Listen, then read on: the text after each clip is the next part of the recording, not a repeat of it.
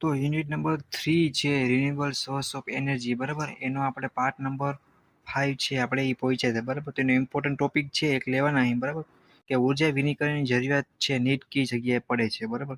તો આવા પ્રશ્ન છે ઘણા એ પૂછાતા હોય, કેમ કે આ રિયલ લાઈફમાં પણ પ્લાન્ટેશનમાંથી વૃક્ષોના લાકડા, પાંદડા વગેરે બાયોમાસ મળી, બરાબર, વગેરેમાંથી બાયોમાસ મળે, જેને બાળવાથી સીધી ઉષ્મા શક્તિ મેળવી શકાય. વળી આવા બાયોમાસમાંથી પ્રવાહી કે ગેસ બળતણ મેળવી શકાય, બરાબર. આવી બળતણ મેળવવાના હેતુથી વધુમાં વધુ ઉર્જાનું વિનિકરણ કરવામાં આવે તે જરૂરી છે, બરાબર. અને લાકડાનો ઉપયોગ ઇમારતોના બાંધકામ, ફર્નિચર, કાગળ ઉત્પાદન કરવા ઉદ્યોગમાં વધી ગયો છે હોવાથી જંગલના વૃક્ષોને આડેધડ કાપવામાં આવે છે, બરાબર. એટલે તમે જાણો છો પર્યાવરણનું સંતુલન જળવાઈ રહેતું નથી. ગ્લોબલ વોર્મિંગ વગેરે ઇફેક્ટ થતી હોય છે, ઓઝોન સ્તર નબળું પડતું જાય છે, એનું કારણ જ આ છે.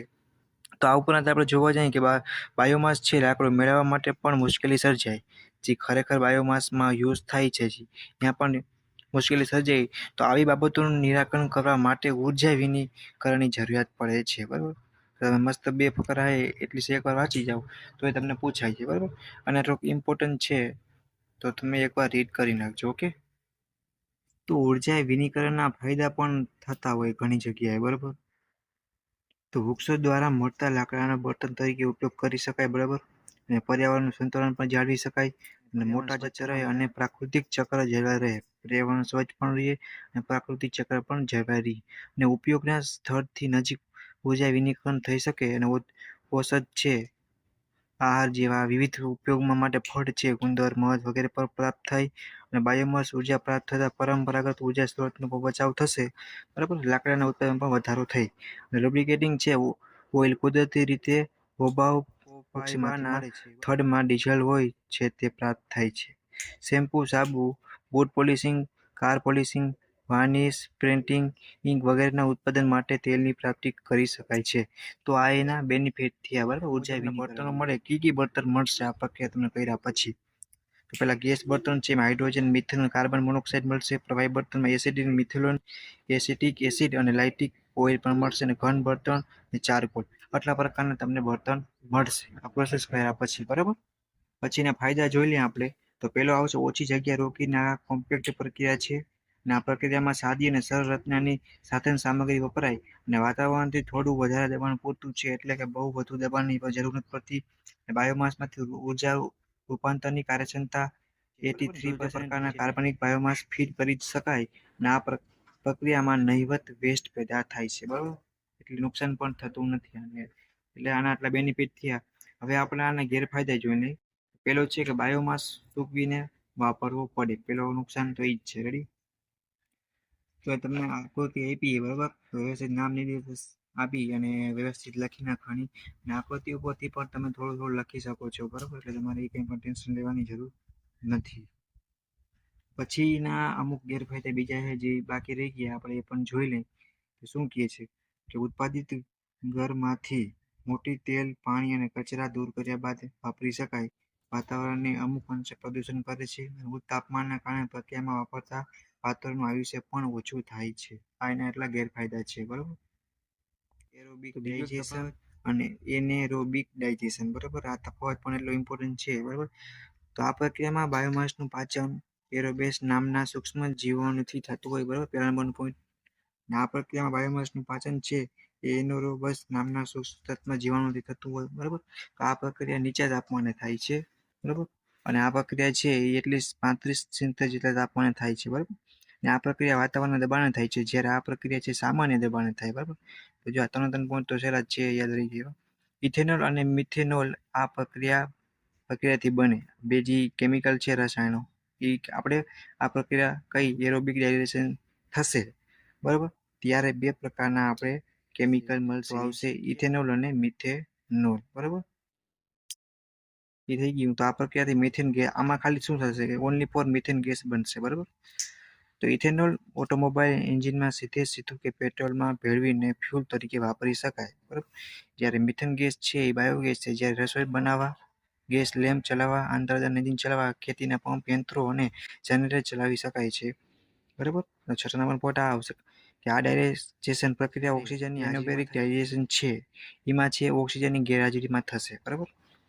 તો આ પ્લાન્ટના કચરાને ખાતર તરીકે પણ વાપરી શકાય, જ્યારે આ પ્રકારનો કચરો ખેતીવાડી માટેના ઉત્તમ ખાતર તરીકે વાપરી શકાય છે. તો આ પ્રક્રિયામાં મોલાસીસ, સ્ટાર્ચ અને સ્યુલોઝ પ્રકારના બાયોમાસનો ઉપયોગ થાય છે.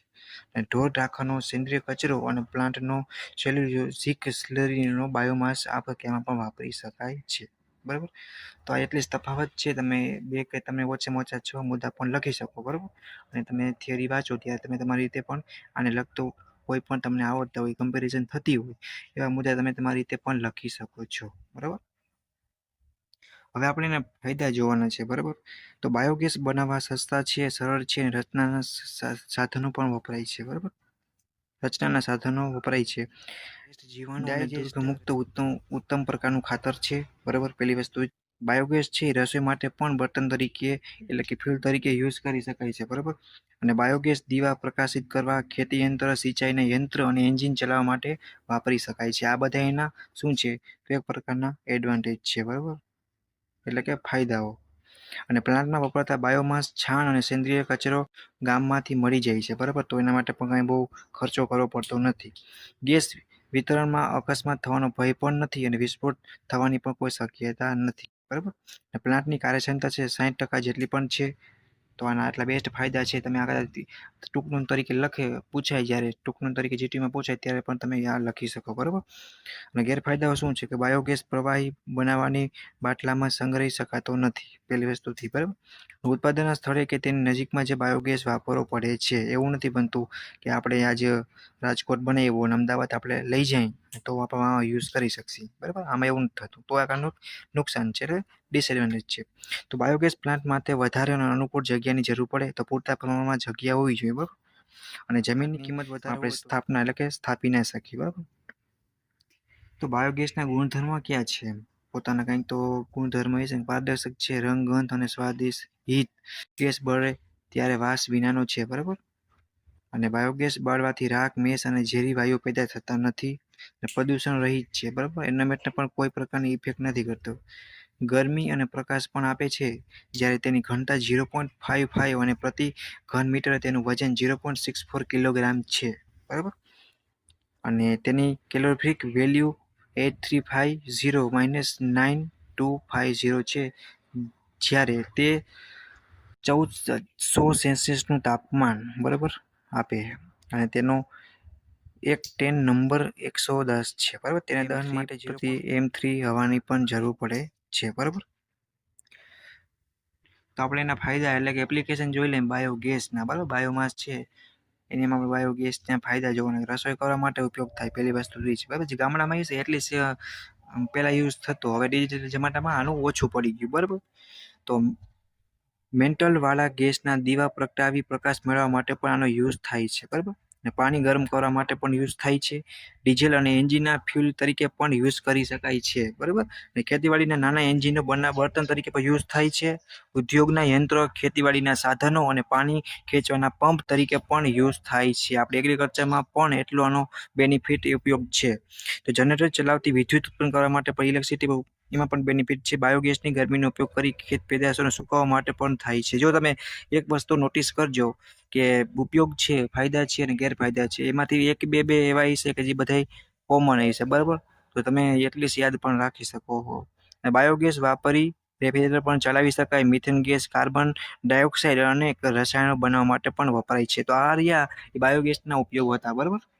તો આપણે એક નાનકડું એવું આઈએમપી છે કે પીએચ વેલ્યુ તે જોવાના. જેમ પીએચ વેલ્યુ વધારે તેમ ફીડ સ્ટોક એસિડિક હોય છે. બરાબર. બાયોગેસ પ્લાન્ટમાં બે પ્રકારના બેક્ટેરિયા હોય છે. એસિડિક બનાવનારા બેક્ટેરિયા ખડતલ હોય છે. જ્યારે 5.5 પીએચ જેટલી નીચે વેલ્યુ હોય ત્યારે સક્રિય રહે છે. પરંતુ મિથેન બનાવનાર બેક્ટેરિયા 6.5 થી નીચેના મૂલ્યની પીએચ વેલ્યુ થતાં જીવી શકતા નથી. એનું મૃત્યુ થાય છે. બરાબર. આથી ફીડ સ્ટોકમાં નવી અને જૂની રબડીનું મિશ્રણ વાપરીને જરૂરિયાત પીએચ વેલ્યુ જાળવી રાખવા ગેસ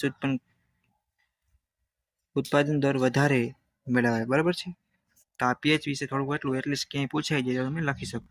તો નેક્સ્ટ છે ભૂભૌતિક ઉર્જા, જીઓ થર્મલ એનર્જીની વાત કરી. બરાબર. આ પણ ઘણીવાર પૂછાઈ ગયો છે. બરાબર. અમુક બ્રાન્ચમાં ડિગ્રીમાં બધી વસ્તુ કોમન આવે છે.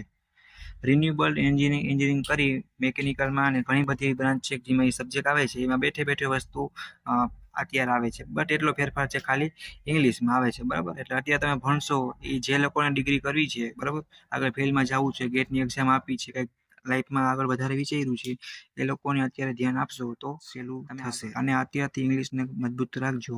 આ મારો અનુભવ છે, બરાબર, હું તમારી સાથે શેર કરું છું. અત્યારે તમે ઇંગ્લિશને કડક બનાવી લેશો, બરાબર, આમ એકદમ દિલદારથી શીખી લેશો તો તમને આગળ જતા ક્યાંય વાંધો નહીં આવે, બરાબર. જે લોકોને ડિગ્રી કરવી છે એના માટે છે, નથી કરવી એને કોઈ પ્રશ્ન નથી. ઓકે. તો પૃથ્વીની સપાટીથી જેમ જેમ નીચે જઈએ તેમ તેમ તાપમાન વધતું જાય છે. લગભગ 150 એટલે કે મીટરની ઊંડાઈએ તાપમાનના 1 સેલ્સિયસ જેટલા વધારા થાય છે. અને પૃથ્વીના પેટાળમાં લગભગ 600 થી 6000 સેલ્સિયસ જેટલું તાપમાન હોય, બરાબર. તો પૃથ્વીના પેટાળમાં લાવારસ સ્વરૂપે પુષ્કળ ઉર્જા છે. તો વરસાદનું પાણી જમીનમાં ઊંડે સુધી પહોંચે, બરાબર. જ્યારે પૃથ્વીની ગરમીને કારણે તેનું વરાળમાં રૂપાંતર થાય છે, બરાબર. અને આ વરાળ જમીનની બહાર આવે છે અને ગરમ વરાળના અને ગરમ પાણીના ફુવારાઓ આપે છે. અને ગુજરાતમાં તુલસીશ્યામ લસુંદરા ટુવા ખાતે આવા ગરમ પાણીના ઝરણા પર તમે જોયા હશે, બરાબર.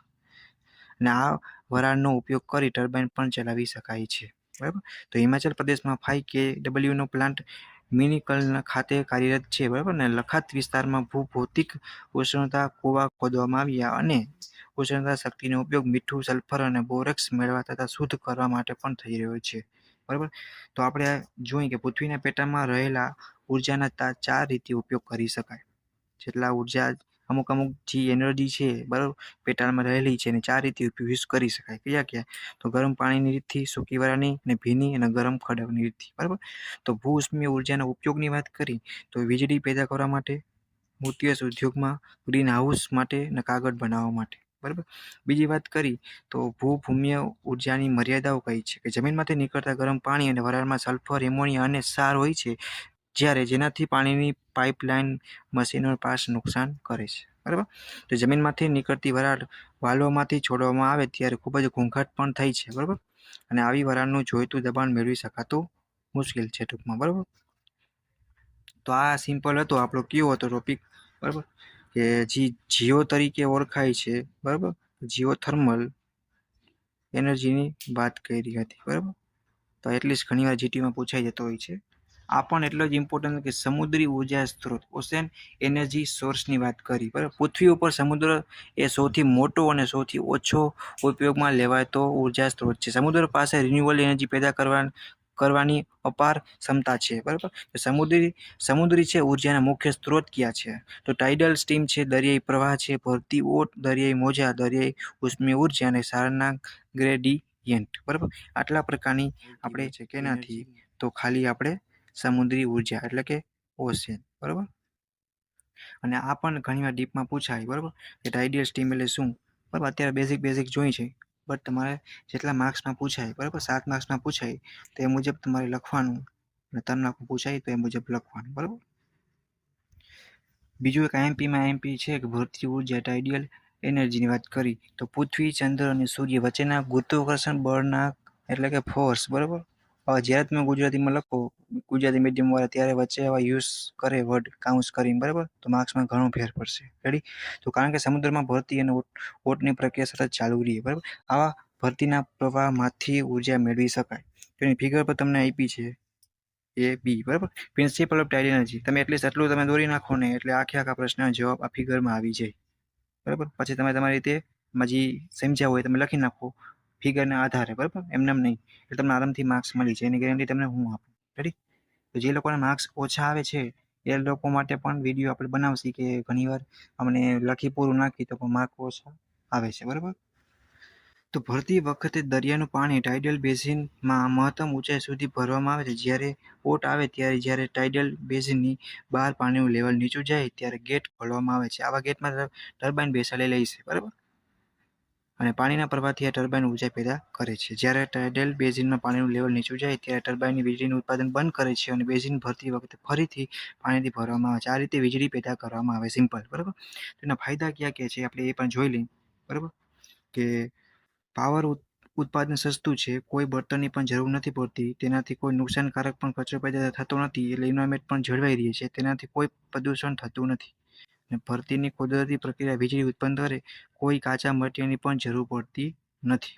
એટલે પ્લાન્ટ સ્થાપવા મોંઘા જમીનની પણ જરૂર કે ખર્ચો થતો નથી.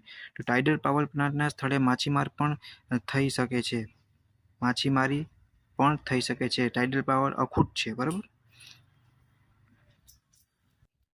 ભરતી ઉર્જાના પાવરનું ઉત્પાદન સસ્તું નથી. જો પાણીનો પૂરતો હેડ ન મળે તો પાવર ઉત્પાદન બંધ થઈ શકે, બરાબર. કે કોસ્ટલ એરિયામાં જે વપરાય છે અને પાવર પ્લાન્ટની કાર્યક્ષમતા ઓછી હોય, શરૂઆતનું ખર્ચ ઊંચું આવે, બરાબર ને. સાયકલ લોન અને સ્ટોકમાં વખતે પ્લાન્ટની કાર્યવાહીમાં તકલીફો પણ ઉભી થાય છે. ઇફેક્ટ ઘણી બધી ઉત્પન્ન થતી હોય છે, જેના લીધે બરાબર તકલીફો ભોગવવી પડતી હોય છે. ટાઇડલ બેઝિનમાં સ્ટીલ જમા થવાથી વારંવાર સ્ટીલ સાફ કરવી પડે અને ઉર્જાનું પરિવહન ખર્ચાળ છે. રેડી. તો આ ચેપ્ટરનો લાસ્ટ ટોપિક છે હાઇડ્રોજન એનર્જી, બરાબર. આ પણ ઘણીવાર પૂછાતી હોય છે, બરાબર. જીટીયુ એક્ઝામમાં હાઇડ્રોજન એ સ્વચ્છ બળતણ છે. પહેલી વસ્તુ તો જ તેનો જથ્થો બ્રહ્માંડમાં વિશાળ છે અને સૂર્ય અને અન્ય તારાઓ મુખ્યત્વે હાઇડ્રોજનનો બનેલા હોય છે. એટલે તારા અને જે સૂર્ય છે એ મુખ્યત્વે હાઇડ્રોજનના બનેલા હોય છે, બરાબર. અને અવકાશયાત્રીઓના અંદાજે મુજબ બ્રહ્માંડમાં 90% અણુ હાઇડ્રોજનનો બનેલો છે. 10% જ અલગમાં આવે. તો પાણી એ પૃથ્વી પર મળતું હાઇડ્રોજન સંયોજન છે. હાઇડ્રોજનને એક વૈકલ્પિક બળતણ તરીકે ગણવામાં આવે છે અને તે સળગે તેવો વાયુ પણ છે અને સરળતાથી પ્રવાહીમાં તે ઓક્સિજન સાથે સંયોજાઈને એટલે પ્રોસેસ કરી અને પાણી પર બનાવે છે અને ઉર્જા પેદા કરે છે, બરાબર. તો આ યાદ રાખવાનું, બરાબર. અને બે મુદ્દા અને એનો ઉપયોગ ઉષ્મા અને બરાબર કરવા માટે વાહનોના પરિવહન, ટેલિકોમ ટાવરમાં બેંક યુઝ થઈ છે, ઔદ્યોગિક એકમમાં યુઝ થાય છે અને રહેઠાણ વિસ્તારમાં પણ યુઝ થાય છે, બરાબર. તો ફ્યુલ સેલના ફાયદા કે તે સરળતાથી ઉપલબ્ધ છે, તે પર્યાવરણ પ્રેમી છે અને તેનું નુકસાનકારક પદાર્થો ઉત્પન્ન કરતો નથી, તેનું પુનઃપ્રાપ્ત છે, બરાબર. તો યુનિટ વજનમાં હલકું અને નાનું હોય છે. તે ઊંચી ફ્યુલ કાર્યક્ષમતા પણ આપે છે અને તે રોકેટના બળતણ તરીકે વાપરી શકાય, બરાબર. તેનું ગેરફાયદાની વાત કરીએ કે તે સર્વિસ લાઈફ પણ ઓછી હોય છે. સળગે તેવો પણ પદાર્થ છે અને તેનો વોલ્ટેજ ઓછો હોય છે અને તેનો સંગ્રહ કરવો મુશ્કેલ બને છે. આ આપણા હતા કેના ફ્યુલ સેલના ફાયદા, બરાબર. ફ્યુલ સેલના ફાયદા. તો આ ચેપ્ટર નંબર 3 છે આપણું પૂરું થઈ જાય છે. મોસ્ટ ઓફ આઈએમપી છે, બેઝિક અને ઓવરવ્યૂ સમજાવ્યું છે. તો એટલીસ્ટ એકવાર જોઈ અને તમારા ફ્રેન્ડને પણ શેર કરજો અને સબસ્ક્રાઇબ કરો. તમને કાંઈ પણ ડાઉટ કે ક્વેરી આવે તો તમે ઇઝીલી કમેન્ટ કરીને અથવા પ્રશ્ન પૂછી શકો છો. કોઈ પણ સબ્જેક્ટ, કોઈ પણ બ્રાન્ચ, કોઈ પણ જીટીયુની ઇન્ફોર્મેશન પણ ના સમજાય તો એ પણ તમે પૂછી શકો છો કોઈ પણ વસ્તુમાં.